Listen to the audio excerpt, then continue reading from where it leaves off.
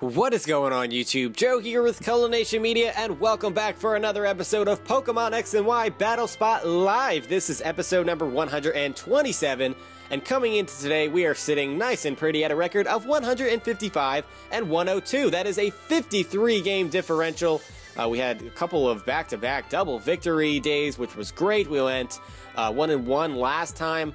So that's pretty cool, and we have a chance to build on our record again today. We have a couple of faces that have not seen the battlefield. Yanmega and Hitmonlee. Hitmonlee has been on a team but hasn't actually seen battle, and Yanmega hasn't even been on a team yet. So I'm gonna say right now, not only are we gonna change that, but I'm gonna say we're going to have a double victory, and Yanmega and Hitmonlee are going to be the two to solidify it. They will win one match each for us and finish it off. How about that for a bold prediction to start today's episode?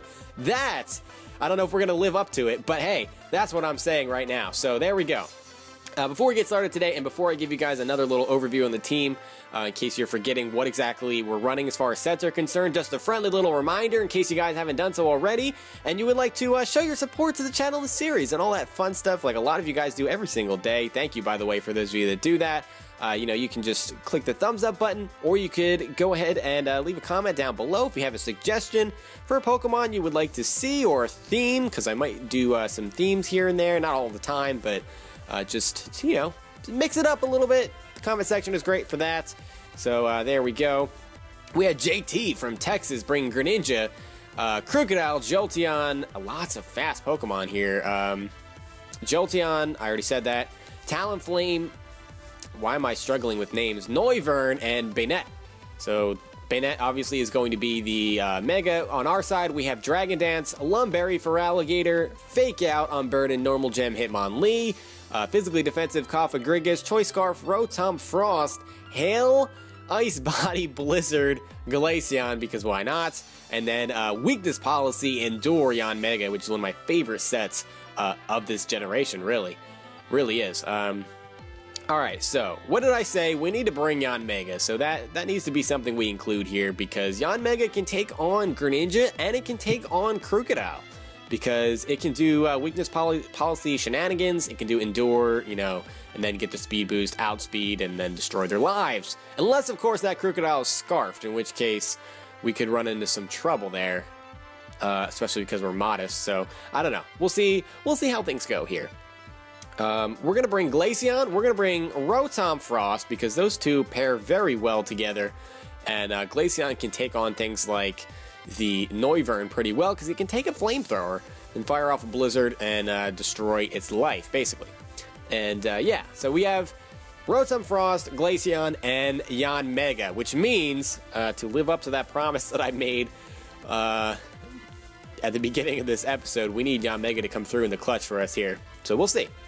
We'll see. I'll do everything in my power to make that happen, because I don't like making promises and guarantees that I can't follow up on. So we're gonna do what we can together to make this happen. So here we go. Noivern and Glaceon starting things off, and that is actually a pretty good matchup for me. I feel pretty comfortable just going for Hail here. I mean, there could be a couple different scenarios that this Noivern, could play into. He's going to just go for the flamethrower, so maybe he's choiced, I don't know. And that does well over half, but once we get Hail going, we're going to get Lefties and Ice Body recovery. Then we can protect and get that recovery a second time.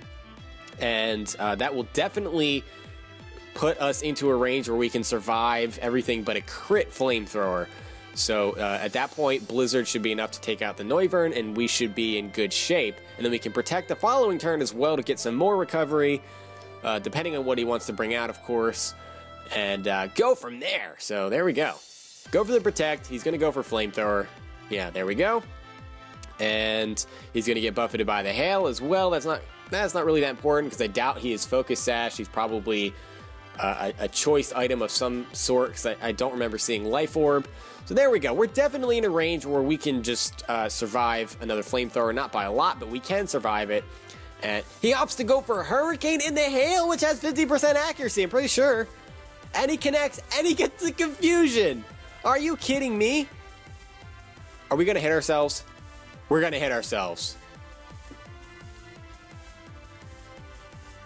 I have no words. I have no words to describe what just happened. I'm pretty sure that in Sandstorm and Hail and Sunshine that Hurricane's accuracy is decreased. I know it is in the Sunshine. Maybe it's not in Hail. I know in the Rain it's 100%. I know in the Sun it's down to 50%. Like similar to Thunder. Maybe that doesn't apply to Hail, but either way, he connects on it, gets the confusion. We hit ourselves in confusion, and then Alex goes down without getting any hits off. So that could not have gone any worse, but the Hail is still happening here, so we can fire off a Blizzard and kill this thing. But poor Glaceon. Alex just taking a shot there, and he's just going to switch out and go into Greninja, and he obviously resists the Blizzard in his current typing, so that does not very much. And we get the freeze! Are you kidding me? As the Hail stops, what is going on in this battle? I just don't understand. I don't understand. That is ridiculous, but I'm not. I don't even really feel that bad about it, honestly, considering what just happened. I don't feel bad about it. So we're going to go into Yanmega. Greninja is frozen solid. We do not outspeed this turn, so I think it's probably a safe idea for us to go for Endure to hope that we survive at least. So I'm going to go for the Endure because I don't want him to thaw out. That would be the worst case scenario. Nope, he stays frozen, so that actually, I don't know if that's good for us because we maybe just missed out on a chance to activate our weakness policy. But hey, we need Yanmega to come through for us in the clutch here, right? That's what we need. So we're going to go for a Bug Buzz. That'll definitely take out the Greninja. It depends on what his other Pokemon are. We know he's got the Noivern, which I will outspeed now thanks to the 2 speed boosts that I have under my belt. And we haven't seen his third Pokemon yet, so that may come into play. Well, no, it will come into play unless Noivern just sweeps my team. But he's actually going to send out that third Pokemon right now. It's going to be Jolteon, and Jolteon is pretty frail. So the thing is, he just saw me go for Endure. Is he really? Is he going to be that guy and just go for T-Bolt anyway? You know what? I'll test that. I'll go for the Endure right now. I dare you to go for Thunderbolt. He does. He goes for the T-Bolt. All right, so we're going to get our weakness policy off. And don't you dare get a paralysis. Don't you dare get a para. Okay, no para. There's the weakness policy. So we're at +2 special attack, +3 speed. There's no way that this Jolteon is outspeeding us, even if it's Scarf, I don't think. So we can just go for a Bug Buzz at +2. We are modest. That is Stab, Bug Buzz. Jolteon, despite its base 90, which is actually pretty decent, special defense, you're not surviving that. That is a one-shot. And now we just have Noivern to deal with, and we do have to go for the Air Slash.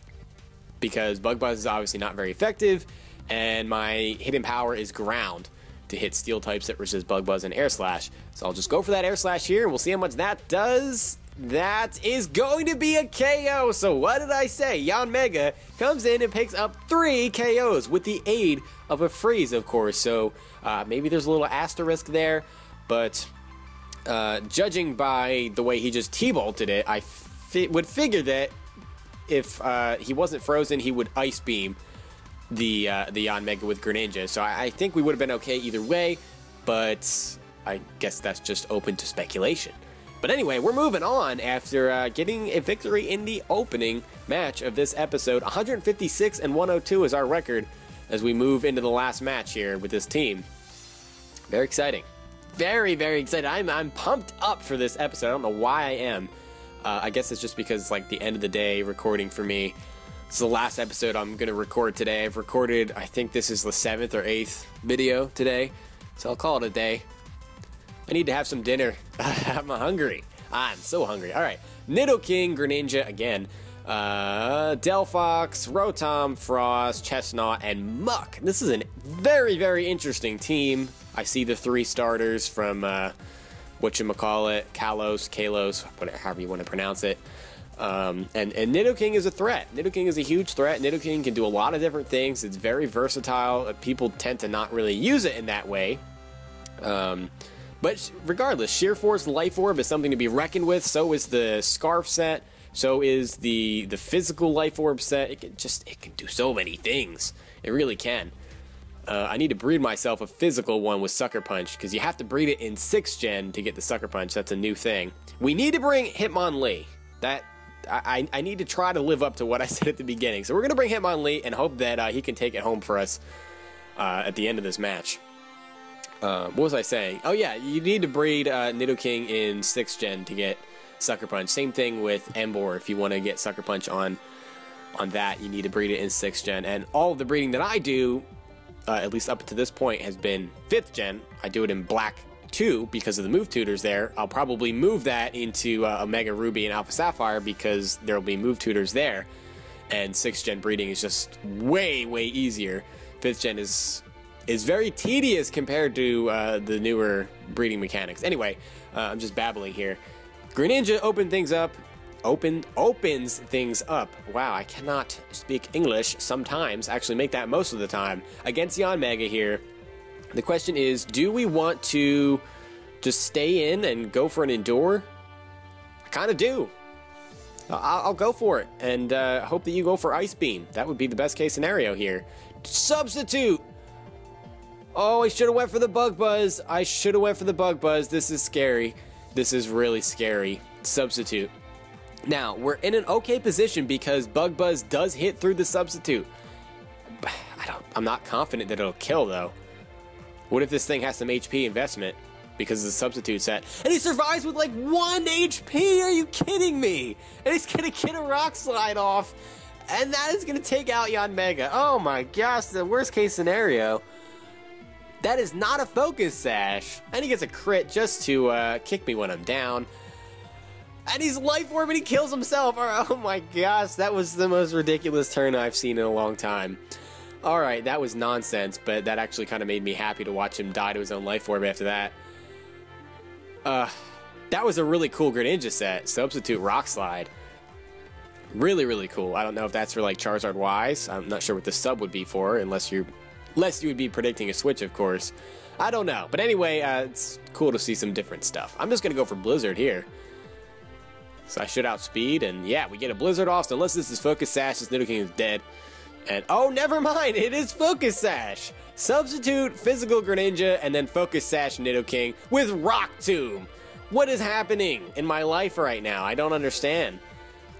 I'm beyond confused. Now, because of our Scarf, and we know this thing was not Scarf, thanks to the Focus Sash, we probably would just outspeed it the following turn. And I want to bring Hitmonlee in. I feel like Hitmonlee can really take this home for us, but it depends on what that third Pokemon is. If it's Delphox, we're fine, because we can fake out it, and then Earthquake should kill. I'm going to switch in Hitmonlee here. If we have to deal with Chestnut, we need Rotom alive to be able to go ahead and go for Blizzard. So he's actually going to switch out here. We're going to see that third Pokemon right now, and it is going to be Delphox. So this match is all but in the bag here, because now we can go for Fake Out. And we're going to get that Unburden boost, so we don't have to take a Rock Tomb. We don't have to worry about any of that. And I think that's, barring this Delphox surviving an Earthquake, because even if it's Scarf, it's not outspeeding an Unburden Hitmonlee. That is a dead Delphox. So the very thing I said at the beginning of this episode has finally come to fruition. Yanmega and Hitmonlee, who were nowhere to be found in the previous two installments, finally come through and seal the victories for us. And we get a double victory again today. Another double victory. 2 out of the 3 episodes with this team were double victories. That's 3 out of the last 4, which is insane to think about. And we were on a little bit of a losing streak prior to that. We weren't doing so good. We've really come out of that. That's for sure. 157 and 102 is our exact record now. That is a 55 game differential.